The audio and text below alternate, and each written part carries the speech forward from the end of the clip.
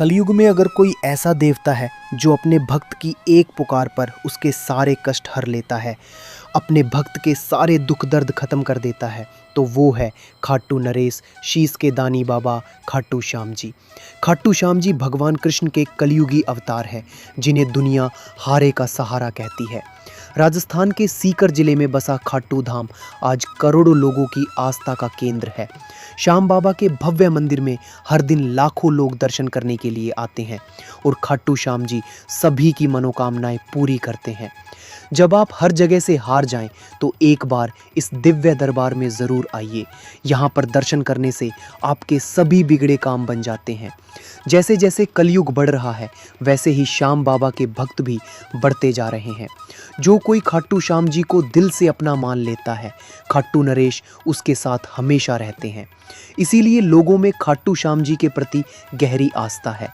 लेकिन क्या आप जानते हैं कि खाटू श्याम जी असल में कौन है और उनका संबंध महाभारत के युद्ध से कैसे है, और खाटू श्याम जी के दर्शन करने के लिए आप कैसे आ सकते हैं? मंदिर में दर्शन करने के बाद आप और कौन कौन से दर्शनीय स्थलों पर जा सकते हैं? खाटू में रहने की और खाने पीने की क्या क्या सुविधा उपलब्ध है? कितना आपका यहाँ पर खर्चा हो सकता है?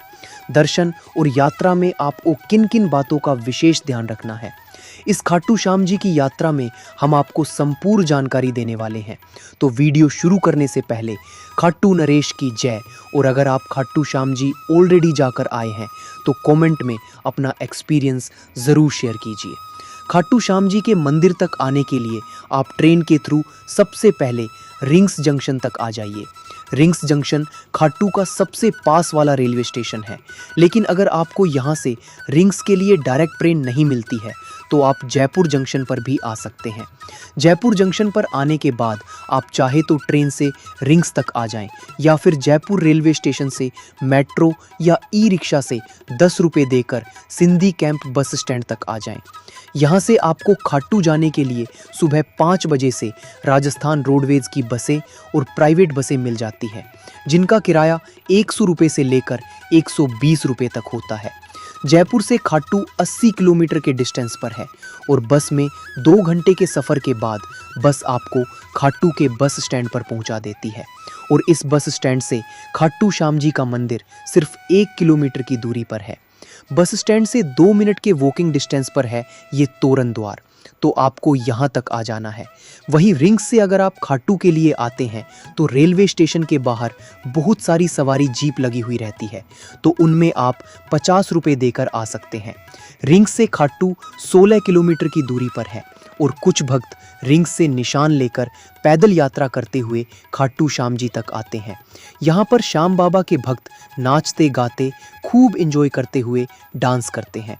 दोस्तों, यहाँ पर आप एक बात ध्यान रखना, तोरण द्वार के पास कुछ महिलाएं आपको ज़बरदस्ती टीका लगाएंगी और बाद में आपसे कुछ पैसों की मांग करेंगी, तो आप उनसे बच कर रहना।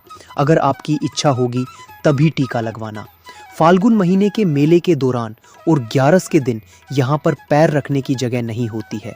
फाल्गुन महीने के लक्खी मेले में 10 लाख से ज़्यादा लोग हर दिन यहाँ पर आते हैं। लक्खी मेले का मतलब होता है एक ऐसा मेला जिसमें लाखों श्रद्धालु आते हैं, और ये मेला हर साल फरवरी से मार्च में लगता है, जो काफ़ी भव्य और दिव्य होता है।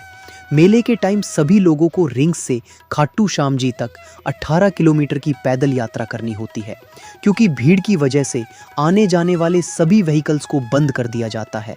लोगों का विश्वास है कि यहाँ आने वाला कोई भी व्यक्ति खाली हाथ नहीं लौटता है, इसीलिए खाटू श्याम जी को लखदातार भी कहा जाता है। मंदिर की ओर जाते वक्त आपको रास्ते में बहुत सारी प्रसाद की दुकानें नजर आएंगी, लेकिन दोस्तों, मंदिर के अंदर खाटू श्याम जी को प्रसाद नहीं चढ़ाया जाता है। हाँ, पहले 3 से 4 साल पहले चढ़ाया जाता था, पर अभी नहीं चढ़ाया जाता है। तो बिना मतलब आप प्रसाद मंदिर के अंदर मत लेकर जाना।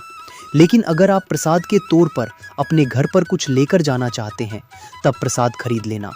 वहीं अगर आप मेरी माने तो मंदिर में दर्शन करने के बाद प्रसाद की बहुत सारी दुकानें आपको मिल जाएंगी, तो आप वहां से अपनी श्रद्धा अनुसार जो भी लेना चाहें वो ले सकते हैं। दोस्तों मंदिर के अंदर जाने के लिए बहुत ही लंबी लाइनें लगी होती हैं, लेकिन व्यवस्था इतनी अच्छी है कि इतनी भीड़ होने के बावजूद भी आपको ज़्यादा परेशानी नहीं होगी। जैसे ही आप मंदिर के अंदर प्रवेश करेंगे, आपको बाबा श्याम का बहुत ही सुंदर और भव्य श्रृंगार देखने को मिलेगा। बाबा के दर्शन करते ही आपकी सारी थकान दूर हो जाएगी। दर्शन करने के बाद आप मंदिर के पीछे की तरफ जा सकते हैं, जहां पर लोग कलावा बांधते हैं और अपनी मन्नत मांगते हैं। मंदिर परिसर के अंदर ही आपको काफ़ी शांति महसूस होगी। इसके बाद आप मंदिर से बाहर निकलकर पास में ही स्थित श्याम कुंड ज़रूर जाएं। कहा जाता है कि इस कुंड में स्नान करने से चर्म रोग और कई तरह की बीमारियां दूर हो जाती हैं। भक्त यहाँ से जल भरकर भी अपने साथ ले जाते हैं। अब बात करते हैं यहाँ पर खाने पीने और रुकने की। खाटू धाम में रुकने के लिए बहुत सारी धर्मशालाएं और अच्छे होटल्स उपलब्ध हैं। अगर आप कम बजट में रुकना चाहते हैं तो आपको 300 रुपये से 500 रुपये के बीच में अच्छी धर्मशाला मिल जाएगी। वहीं अगर आप होटल लेना चाहते हैं तो वह 1000 रुपये से 2000 रुपये के बीच मिल जाएंगे। खाने के लिए यहाँ पर बहुत सारे रेस्टोरेंट्स और ढाबे हैं, जहाँ पर आपको राजस्थानी खाना और थाली 100 रुपये से 150 रुपये में आसानी से मिल जाएगी। अगर आप यहाँ पर शॉपिंग करना चाहते हैं तो मंदिर के बाहर की मार्केट से आप बाबा श्याम की मूर्तियाँ, फ़ोटो फ्रेम्स और राजस्थानी ड्रेसेस खरीद सकते हैं। यहाँ की मार्केट बहुत ही रंगीन और सुंदर है। दोस्तों, खाटू श्याम जी की ये यात्रा आपके जीवन की सबसे यादगार यात्राओं में से एक होगी। बाबा के दरबार से कोई भी खाली हाथ नहीं जाता, बस आपके मन में सच्ची श्रद्धा होनी चाहिए।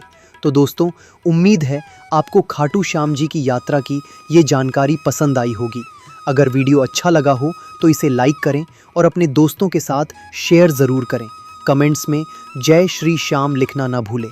मिलते हैं अगले वीडियो में एक नई जानकारी के साथ। जय श्री श्याम।